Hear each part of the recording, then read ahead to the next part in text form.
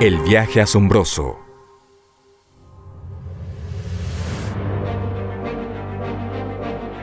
Hace 2000 años, el mundo era gobernado por Roma. Desde Inglaterra hasta África, desde España hasta Siria, 1 de cada 4 personas en la tierra vivía y moría bajo la ley romana. Los emperadores romanos reinaban de manera suprema, y pobre de aquel que se atreviera a desafiar su poder y autoridad. La respuesta de Roma era rápida, brutal y despiadada, como lo descubrieron las personas que vivían en Magdala. Magdala era un próspero puerto del siglo I en la orilla noroeste del mar de Galilea. Tenía una población de 40,000 habitantes y una flota de 230 barcos. Era un centro de comercio y negocios, pero la ciudad temblaba bajo el dominio romano. La gente anhelaba ser libre. Así, Magdala se convirtió en un centro de rebelión contra Roma y una base fortificada para los rebeldes durante la primera revuelta judía del 66 después de Cristo. La respuesta de Roma fue inmediata.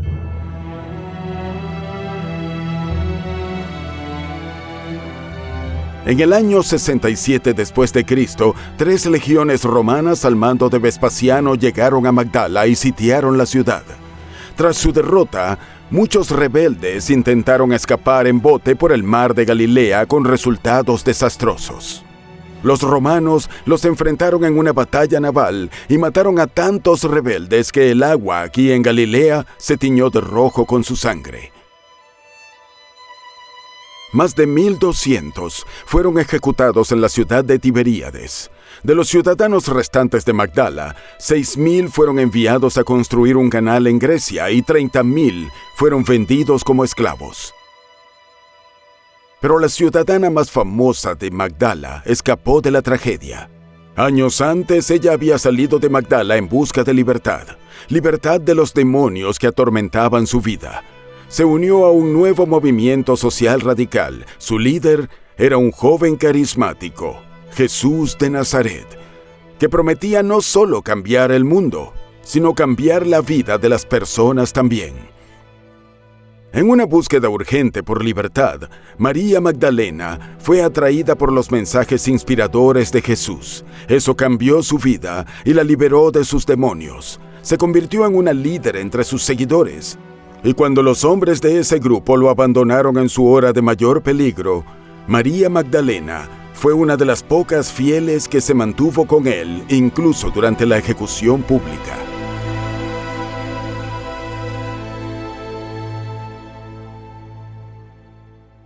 Estuvo presente en la tumba. Fue la primera en verlo con vida después de la resurrección y la primera en contarle a los demás. Sin embargo, parece que sabemos poco sobre esta otra María, María de Magdala, aquí cerca de las orillas del mar de Galilea. Pero hoy vamos a descubrir el secreto que transformó su vida y le trajo paz y felicidad. El viaje asombroso presenta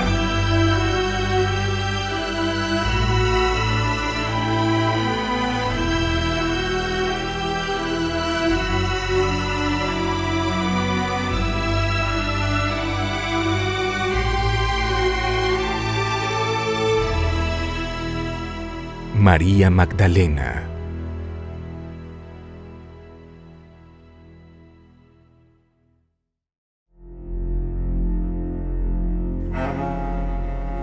Después de que los romanos destruyeron Magdala en el 67 después de Cristo, la ciudad, una vez próspera, nunca se recuperó. Pronto se perdió y olvidó, enterrada bajo capas de tierra, depositadas por el agua de lluvia e inundaciones por más de 2000 años.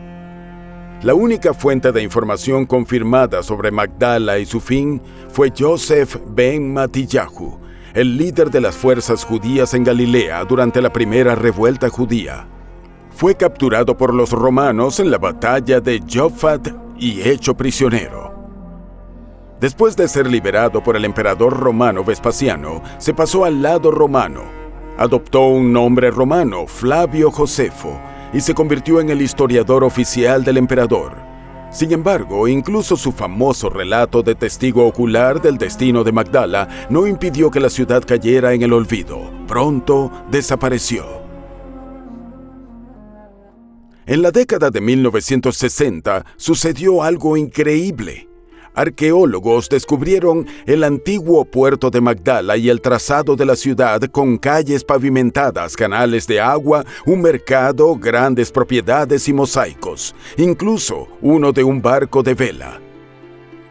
En el lodo que cubría un complejo de baños, descubrieron jarras de cerámica, frascos de perfume, joyas, peines y cepillos para el cabello y artículos de maquillaje de bronce enterrados. También descubrieron los enormes cimientos de una torre que podía explicar el nombre de la ciudad. Tanto Magdala en arameo como Migdal en hebreo significan torre. Las piezas empezaban a encajar. La antigua Magdala volvía a la vida. Se descubrieron más restos arqueológicos cerca en el 2009.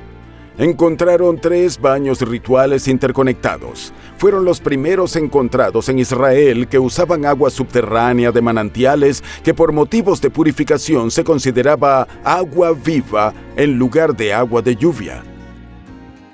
En los restos de un edificio, bajo una delgada capa de tierra, arqueólogos descubrieron un bloque de piedra grabado con figuras que incluían una menorá de 7 brazos, el tipo de lámpara usada en el Templo de Jerusalén. Este increíble hallazgo llevó a identificar el edificio como una sinagoga. Es la única sinagoga del siglo I cerca del mar de Galilea y una de las únicas 7 sinagogas de esta época en todo el mundo. Es casi seguro que Jesús visitó y enseñó en esa sinagoga. La Biblia dice en Marcos capítulo 1, versículo 39, «Y recorrió Jesús toda Galilea, predicando en las sinagogas y expulsando demonios». Es muy probable que María Magdalena conoció el inspirador mensaje de Jesús precisamente aquí, y que las primeras semillas de la fe fueron regadas aquí y transformaron su vida, la liberaron de sus demonios y le trajeron paz y felicidad.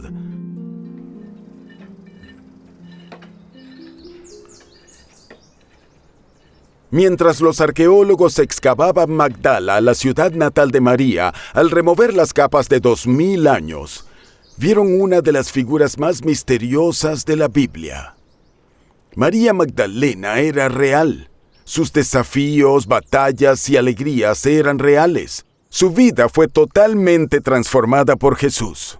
Así que veamos más a fondo para descubrir más.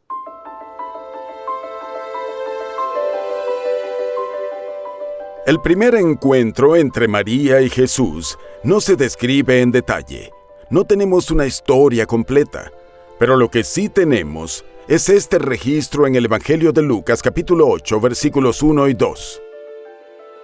Jesús recorría los pueblos y las aldeas proclamando las buenas nuevas del reino de Dios. Lo acompañaban los 12 y también algunas mujeres que habían sido liberadas de espíritus malignos y de enfermedades. María, a la que llamaban Magdalena, de la que habían salido 7 demonios. Ahora reflexionemos un momento. Pocos llegan al punto de ser poseídos por demonios, pero muchos son dominados por compulsiones simples.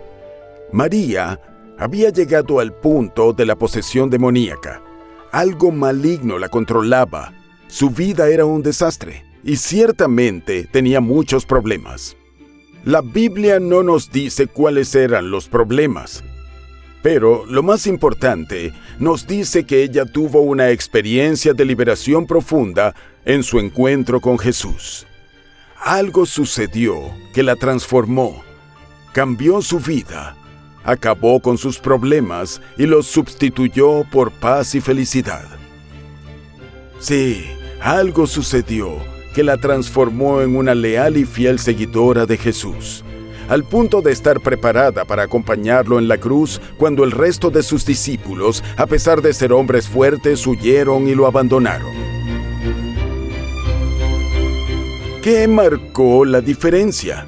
¿Qué transformó a María Magdalena de una mujer perdida, 7 veces fracasada, en una seguidora leal y fiel de Jesús?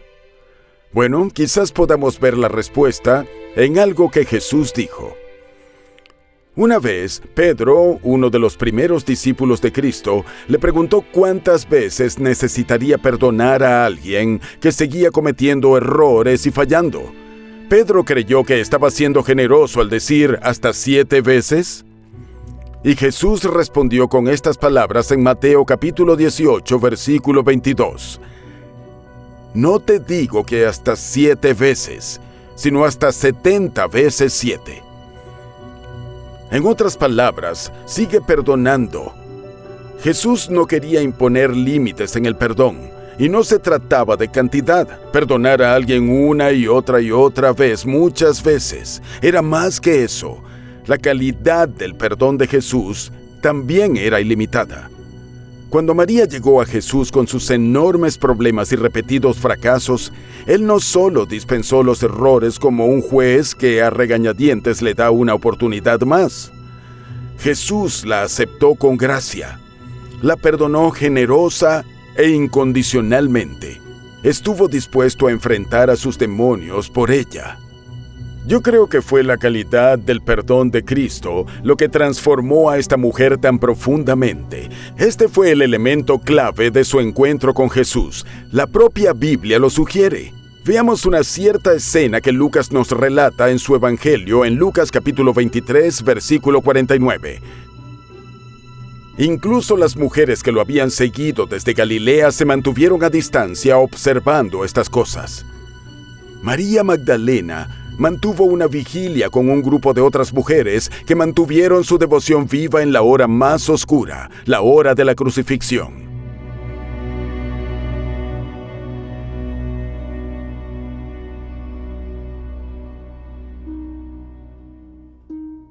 Piensa en algunas de las mujeres que Jesús encontró durante su ministerio.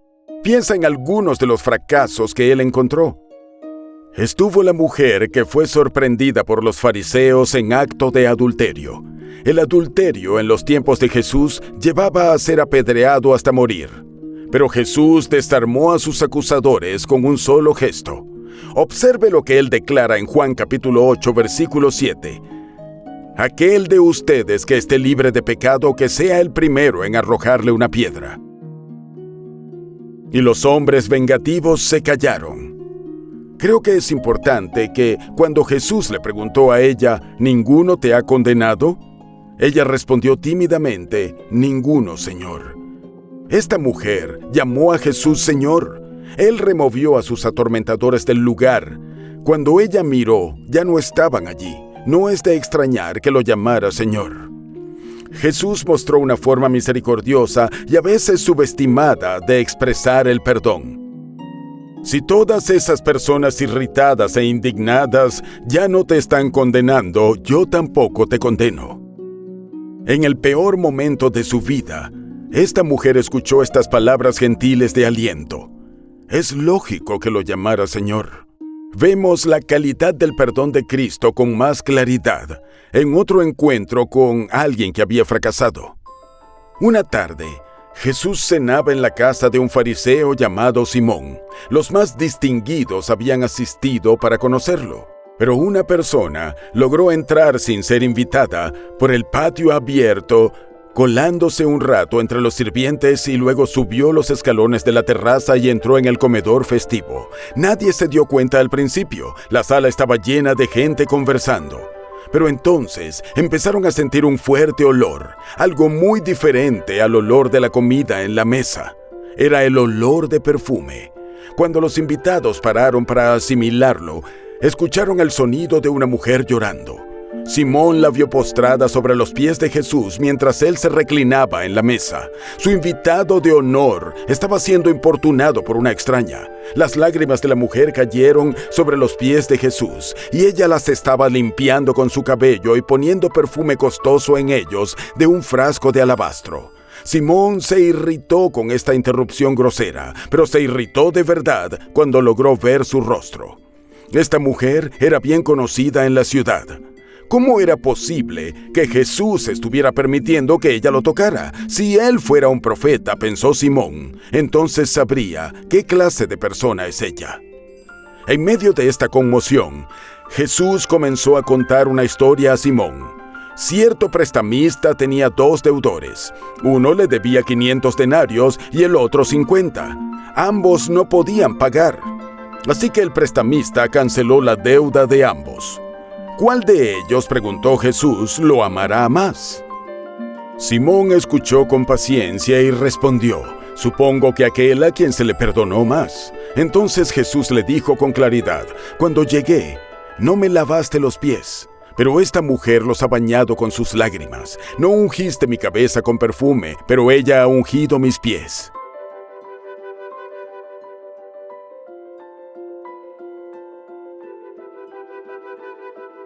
Y entonces dijo estas palabras en Lucas capítulo 7, versículo 47. Por lo cual te digo que sus muchos pecados han sido perdonados, ya que ha demostrado mucho amor, pero aquel a quien se le perdona poco, poco amor demuestra. Entonces Jesús se volvió hacia la mujer y susurró: tus pecados están perdonados. Todos en el lugar esperaban que esta mujer, a quien veían como una marginada, fuera puesta en su lugar. Y Jesús lo hizo. La puso a la cabecera de la mesa. Explicó que ella acababa de entender lo que significaba ser perdonada, y ella había respondido con abundante devoción. Jesús transformó a aquella conocida fracasada en un ejemplo para todos. Aquel a quien se le perdona mucho, ama mucho.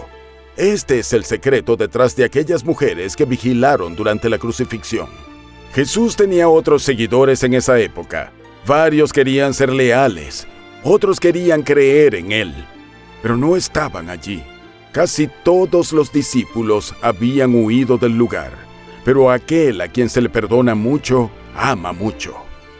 Eso es lo que aquellas mujeres al pie de la cruz tenían. Agradecían la calidad del perdón de Cristo. Y eso inspiró una devoción que ninguna noche oscura, ninguna ejecución terrible podía apagar. ¿Te has sentido un fracasado? Tal vez luchas con algún hábito que te frena una y otra vez. Tal vez te sientes atrapado por las mismas emociones destructivas una y otra vez. Tal vez sabes lo que es intentar buscar a Dios en arrepentimiento por lo mismo de siempre, porque ya lo has hecho incontables veces antes. Quiero que te inspires en aquel grupo extraordinario de personas que vigilaron en la cruz. Quiero que sepas que el perdón de Jesús no se parece a nada más. El perdón de Jesús enaltece. Aquel a quien se le perdona mucho, puede amar mucho. Necesitamos entender el valor de aquel que perdona. Necesitamos recibir perdón de la misma forma sincera que aquella mujer que enjugaba los pies de Jesús con su cabello. Tus fracasos pueden ser redimidos por el perdón de Jesús, si entiendes lo que ese acto significa. Si sientes con cuánta misericordia perdona Cristo, si tocas el corazón de aquel que perdona, si entiendes el valor de aquel que extiende su perdón. Así es como nosotros cambiamos. Casi siempre el perdón humano se parece más a una dispensa condescendiente. La persona puede no ser genuina. Dicen, claro, te perdono, pero en sus corazones no hay un perdón genuino. Todos hemos pasado por eso, pero el perdón de Jesús nos eleva. Elevó a María Magdalena. Ella sabía que era aceptada por él. Sabía que él la amaba sin condiciones, y eso la hizo ser la primera en presenciar el evento más glorioso de la historia humana.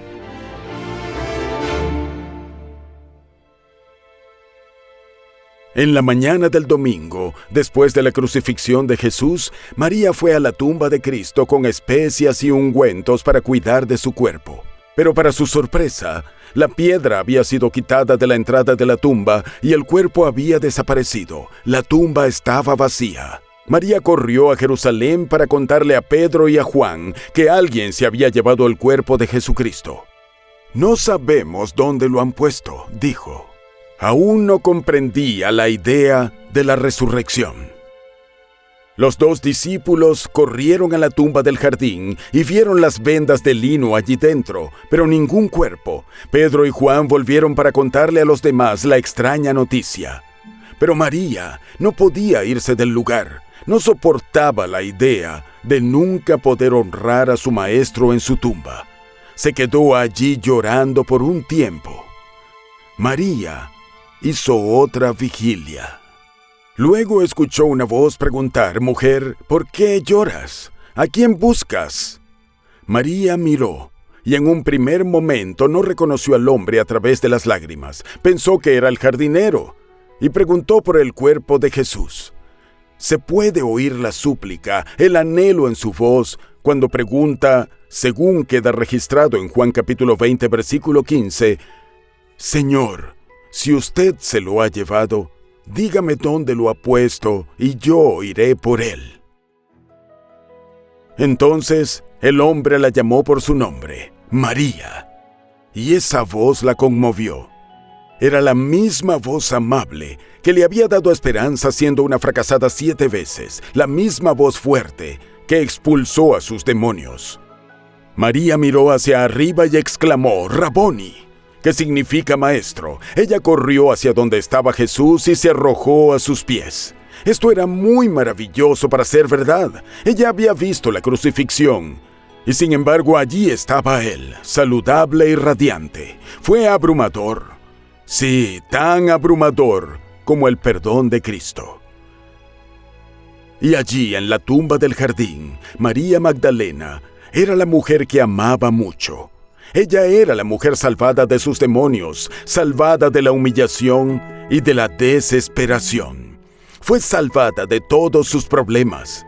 Ella representa a todos los que han fracasado, todos los que han sido humillados. Y por encima de todo, fue ella quien se volvió dignificada por el perdón. Fue la mujer a quien el perdón volvió heroica. Jesús le había dado la más importante de las misiones, como queda registrado en Juan capítulo 20, versículo 17. «Ve a mis hermanos y diles: vuelvo a mi Padre y su Padre, a mi Dios y su Dios». Entonces, María Magdalena se convirtió en la primera y principal testigo de la resurrección de Cristo. Fue la primera en decir: «Lo he visto resucitado de entre los muertos». Estoy tan agradecido por la historia de María Magdalena en la Biblia. Nos trae gran esperanza. Esperanza de que en nuestros mayores fracasos podemos conocer a un Cristo que transforma, un Cristo que perdona, un Cristo que toma a los fracasados y cambia vidas. Hay algo maravillosamente inspirador en la manera como Jesús atendió a todo tipo de personas. Tenía una forma tan hábil de lidiar con problemas, una forma tan cariñosa de abordar el fondo del asunto y compartir el perdón. ¿Has entendido la calidad del perdón de Cristo? ¿Has comprendido el valor de aquel que extiende esa gracia? ¿Has sentido su amor incondicional? Tus fracasos y humillaciones son una herramienta en las manos de Dios que pueden ayudarte a conocer la profundidad del perdón de Cristo. ¿Por qué no pedir este perdón en este momento mientras oramos? Amado Padre, estamos ante ti con nuestros fracasos y problemas. Los tenemos expuestos delante de ti. Exponemos nuestra culpa, nuestros pecados y problemas a tus pies. Queremos hacer más que aceptar el perdón a la ligera. Queremos hacer más que aceptarlo sin responsabilidad. Queremos ser conmovidos por la profundidad de tu perdón y saber en un nivel más profundo que somos perdonados. Así que queremos responder a tu perdón. Te lo agradecemos en el nombre de Jesús mientras lo recibimos. Amén.